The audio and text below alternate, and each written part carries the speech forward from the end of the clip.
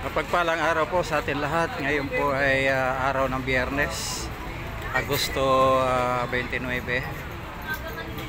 Ang oras po natin ay alas 7:40. Ito na po ang nangyayari ngayon dito sa gate ng ICC, Immaculate Conception Compound, na sakop ng Barangay Kupang, West Service Road, Kilometer 21.